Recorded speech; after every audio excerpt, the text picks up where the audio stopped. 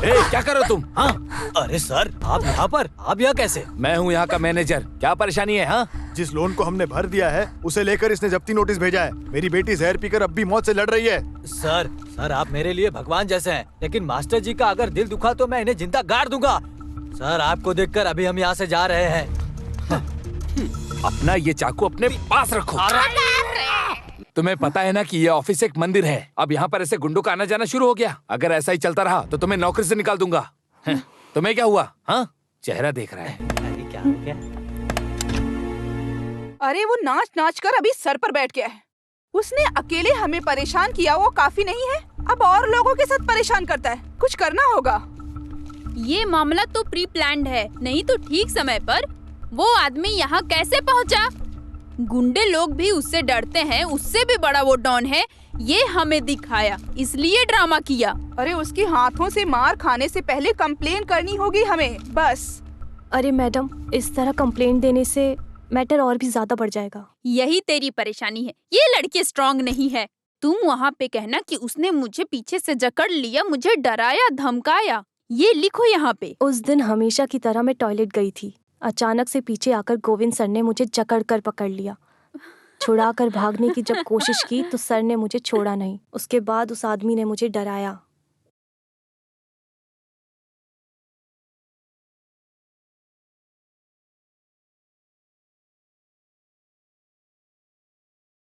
बेटी, तुम इधर आओ, इस पे साइन करो।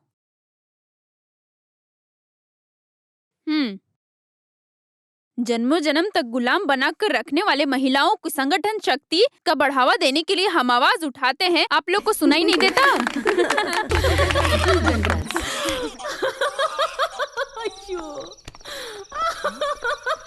अरे हेलो, क्या हो रहा है? अरे हाँ? अरे ये लाइट भी ना। यशोदा, इलेक्ट्रिसिटी बोर्ड को फोन करो।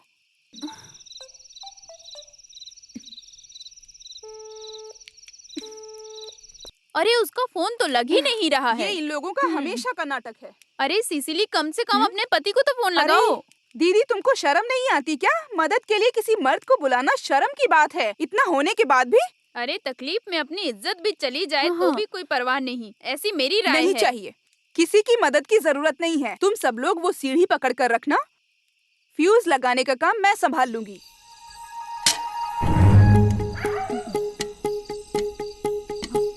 आराम से, आराम से। हाँ।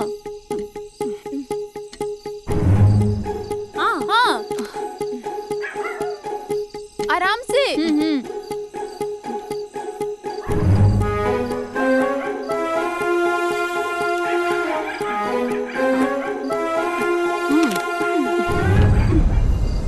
अरे बाप रे, सांप!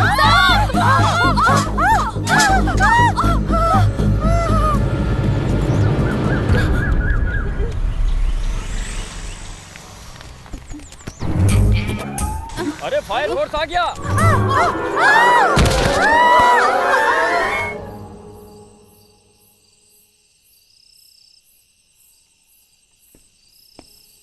क्या हुआ पापा? क्या बात है? आपको कोई टेंशन है क्या? आज एक रजिस्टर खत आया था, उसने ही उसे लिया था। तब से कमरे में जाकर दरवाजा बंद करके रखा है उसने। कैसा रजिस्टर खत?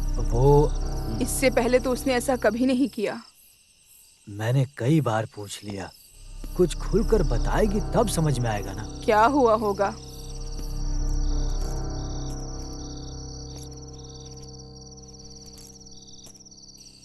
अब ये क्या नई परेशानी है?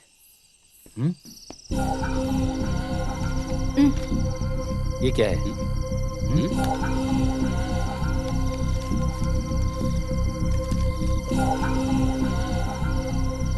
अच्छा, इतनी सी बात, इस वजह से इतना तूफान खड़ा हो गया? इतनी सी बात हंसकर नजरअंदाज करना कोई आसान बात है क्या? वंदना कमीशन से आया हुआ नोटिस है ये। आपका स्टाफ है कंप्लेंट देने वाला। वो सब मेरी समझ में आ गया। उन्होंने जो शिकायत की उसी वजह से मुझे लेटर भेजा गया है, इतना ही ना। मैं सामने से जाकर मामला सुलझा दूंगा, सारा का सारा केस ही खत्म। कैसे खत्म होगा? आपने उसे डराने की कोशिश की थी, ऐसा केस है। इस झूठी शिकायत को कैसे हैंडल करना है मैं अच्छे से जानता हूँ। झूठी शिकायत? जो शादीशुदा नहीं है वो जवान लड़की ऐसी कंप्लेन देगी? मतलब तुम्हें मुझसे ज्यादा उस नालायक महिला संगठन के लोगों पर भरोसा, यही ना? देखो, मंजू इन सब बातों पर ध्यान मत दो प्लीज। कल ये अखबार वाले खबर छाप देंगे, चैनल के लोग खुशियाँ मनाएंगे, तब क्या? अखबार न्यूज वाले क्या बोलते हैं मुझे फर्क नहीं पड़ता, पर तकलीफ तो ये है कि तुम्हें मुझ पर विश्वास नहीं। तो फिर मैं लोगों का चेहरा कैसे देख पाऊंगी? ओह, तो तुम्हारी ये प्रॉब्लम है कि तुम लोगों को चेहरा कैसे दिखाओगी और कैसे जियोगी?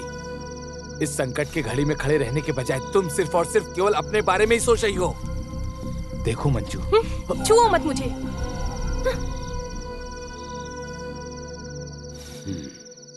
आक्रमण, क्रिमिनल शक्ति के साथ मिलकर एक औरत की इज्जत के साथ खिलवाड़ करने का एक झूठा इल्जाम, IPC 354। अरे बाप रे, इतना बड़ा संभव है क्या इस किताब के मुताबिक? तुम कुछ भी हाथ में मत निकालो। अरे जितनी उसकी उम्र है अगर उसके मुताबिक देखा जाए तो वो ये कंप्लेंट कर ही नहीं सकती। नहीं चाहिए ना, हमारे महिला संगठन के लोग और कविता काफी है उसे चने के झाड़ पर चढ़ाने के लिए। इस तरह से अचानक पिटीशन देने के पीछे आखिर कारण क्या है, बताओ मुझे। ये परेशानी खड़े हुए काफी दिन हो गए हैं हाँ। और अभी कुछ दिन पहले ही कुछ गुंडे ऑफिस में आकर वहाँ पर झगड़ा कर रहे थे। अरे उसने जो मनमानी दिखाई तो सर आपने उसे क्यों उस दिन डराया? ऑफिस में जो गुंडा आया था ना, मुझे देखकर बाइज्जत उसने चाकू गिरा दिया। शक करने के लिए इतना ही काफी है ना। अच्छा हुआ कि वो सुबह सुबह ही आ गया था, नहीं तो मेरे हाथों से कोटेशन में था। क्या वैसे मंजू का बर्ताव तो मुझे समझ में आ रहा है, और पति परेशान है उसके साथ खड़े होने की बजाय। अरे यहाँ किसी की सपोर्ट की जरूरत नहीं है, इस केस को मैं फूल जैसे जीत कर दिखाता हूँ। एडवोकेट आनंद कट्टन कौन है ये मैं उनको बताऊंगा। इतने दिनों तक हमें मानसिक रूप से, शारीरिक रूप से जो परेशानी दे रखी है, डरा कर रखा है, उन सबका एक एक करके मैं कोर्ट में खुलासा करूंगा। कोर्ट में इंसान के रूप में मैं एक शेर हूँ। केस ऊपर नीचे होगा, वादी प्रतिवादी होगा, सबको हिला कर रख दूंगा, सबूत पेश करके कोर्ट में सफाई दूंगा मैं। IPC 193, निरोशा हिल जाएगी। जो बराबर के हक जताने वाली हैं वो सब भाग जाएंगी। जिस रास्ते से जाएंगी वहाँ घास तक नहीं उगेगी। समझ गए तुम लोग? गोविंद कुट्टी साइन करो, मेरी इज्जत का सवाल है। कॉलोनी के लोगों के सामने मैं कोट पहनकर यहाँ वहाँ भटकने वाला बेवकूफ वकील नजर आता हूँ। एडवोकेट आनंद क्या चीज है उन्हें साबित करके दिखाना है। जिसे टकराना टकराए। सर, क्या हो गया? जंगल से शेर आ गया क्या? सर कुछ औरतें आई हैं केस के सिलसिले में।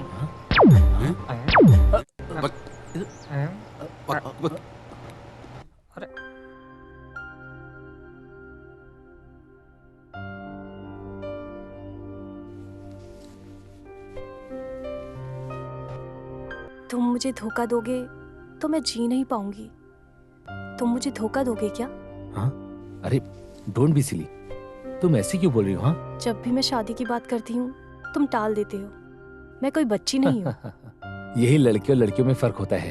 तुम लड़कियां हमेशा सपनों में ही जीती रहती हो, पर हम लड़के ऐसे नहीं होते। Very practical.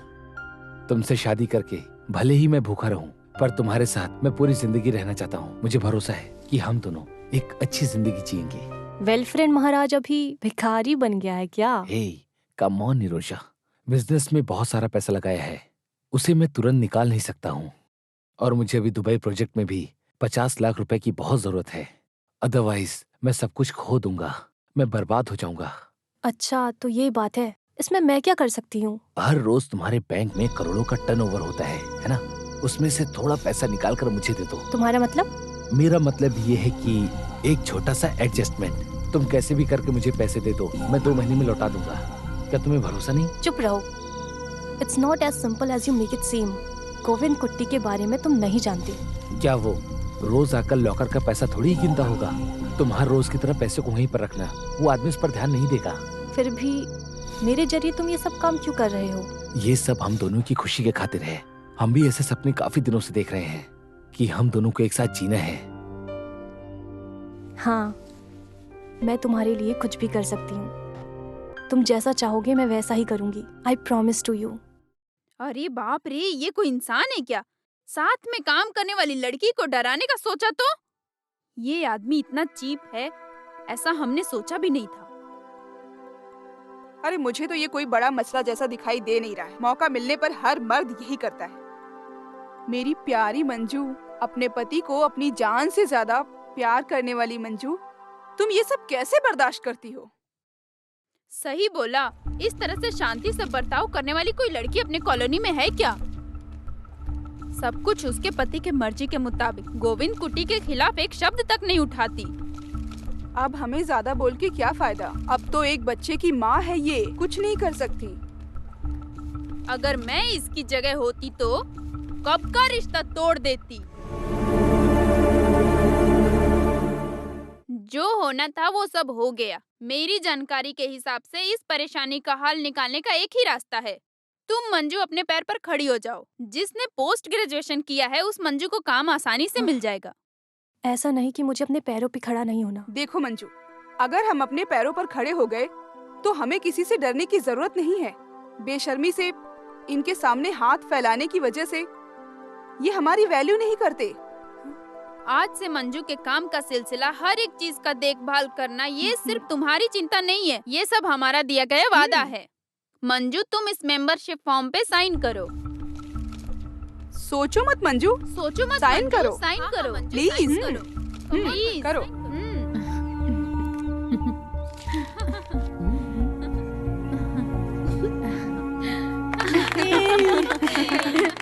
कंग्रेचुलेशंस। ये आपके लिए, ये आपके लिए मम्मी। थैंक्स। हाँ, बढ़िया है। Thank you. हाय। हाँ खोलो। हाँ, बहुत अच्छा है। बहुत अच्छा है।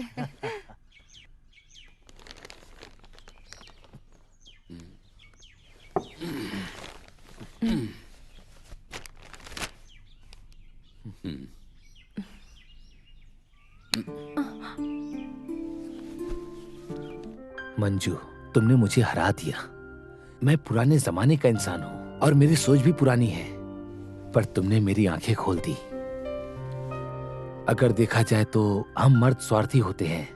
एक लड़की से शादी करने के बाद वो सही से खाती है क्या, सोती है क्या, हम इस पर ध्यान नहीं देते, बल्कि हम तो उसके बारे में जानने की कोशिश भी नहीं करते। 10-20 साल मेहनत करने के बाद माँ बाप के आशीर्वाद के साथ हम दोनों एक नए घर में जा रहे हैं। लड़की के सुख दुख को सोचकर परेशान होने वाले माँ बाप उसकी शादी एक ऐसे घर में कराते हैं जहाँ उसे कोई परेशानी ना हो। उसी तरह मैंने भी सोचा कि मेरे माँ बाप को कोई परेशानी ना हो, उसका सारा बोझ मैंने तुम पर डाल दिया। उसके बावजूद भी तुमने अपनी जिम्मेदारी बखूबी तरीके से निभाई। ये हमेशा गांव में चलने वाला है ना? हाँ, अरे ये हमेशा ऐसे थोड़ी ही चलेगा। अब हम लोग थोड़ा बदलेंगे, क्या कहती हो? हम दोनों आज ही तुम्हारे घर चलते हैं। 15 दिन अपनी पत्नी की मायके रहूंगा। इसी बहाने तुम्हें माँ बाप को समझने का एक और अच्छा मौका मिलेगा। सही कहा ना मैंने? और वहाँ जाने के बाद तो तुम्हें ऑफिस जाने में भी आसानी होगी। लेकिन कुट्टी, वो तो तुम्हारे लिए दूर होगा ना? अरे ऐसी कोई बड़ी बात नहीं है, मैं सब कुछ हैंडल कर लूंगा। और अभी मेरी थोड़ी छुट्टी भी बाकी है। अप्पू का मामला? तुम उसकी फिक्र मत करो, हर वीकेंड में उसे तुमसे मिलाने लाऊंगा। फिर गाड़ी में तुम भी तो आ सकती हो ना? अच्छा, बहुत टाइम हो गया, चलो हम तैयार हो जाते हैं। ठीक है।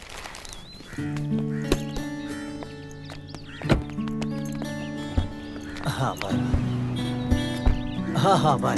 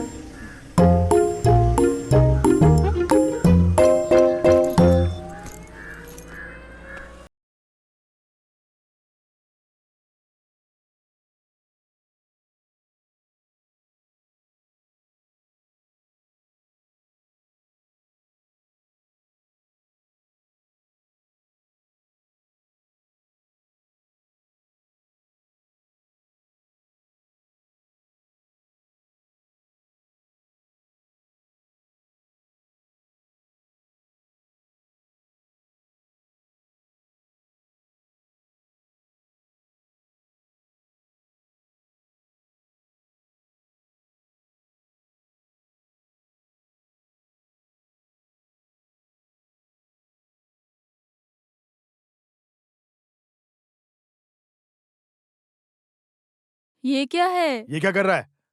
बर्दाश्त करने की भी हद होती है। अरे ऐसी कोई बात नहीं है, ये सब तो मैं अपनी मर्जी से कर रहा हूँ। और मैं खुद यहाँ अपनी मर्जी से ही आया हूँ। आपकी बेटी से शादी की है तो ये भी तो मेरा घर ही हुआ ना। बस हुआ बेटा, क्यों ये सब नाटक? वो बेचारे हम लोगों के साथ। गीता का भी मामला ऐसे ही हो गया है। तुम ही हमारे आखिरी भरोसा थे। ऐसे तुम भी हम लोग का हाथ छोड़ दोगे तो हमारे साथ क्या होगा? मुझे कुछ भी नहीं हुआ माँ जी। आपकी बेटी आजकल मुझे ज्यादा पसंद नहीं करती। सिर्फ मुझे ही नहीं, मेरे परिवार को भी। उस कॉलोनी से जब से हम लोगों ने घर बदला है, वो भी बदल गई।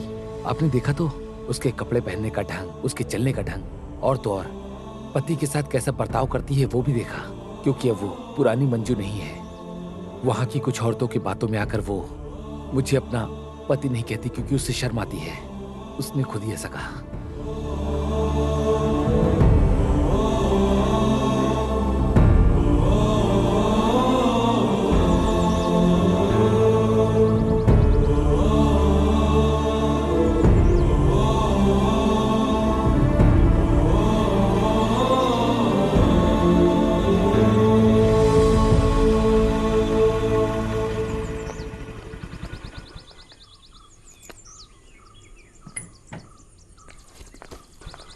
मंजू रुको, तुम्हारी परेशानी क्या है? परेशानी? कैसी परेशानी? अरे तुम्हारे ये सब नाटक हमारे पास मत दिखाओ। उस कॉलोनी में जाने के बाद तुम तो बिल्कुल बदल गई हो। कुछ नालायक औरतों का साथ मिलने की वजह से तुम्हें अब परिवार भी नहीं चाहिए, पति भी नहीं चाहिए, है ना? पिताजी मैं... चुप रहो, गोविंद कट्टी ने सब कुछ बता दिया। ओहो, तो ये परेशानी है आपके पिताजी। खुद की बेटी पर भरोसा नहीं है, जैसे वो कहीं और से उड़कर आया हो। अगल बगल की लड़कियां छुप छुप कर देखती हैं तुम्हारे मंगलसूत्र को देखने के लिए।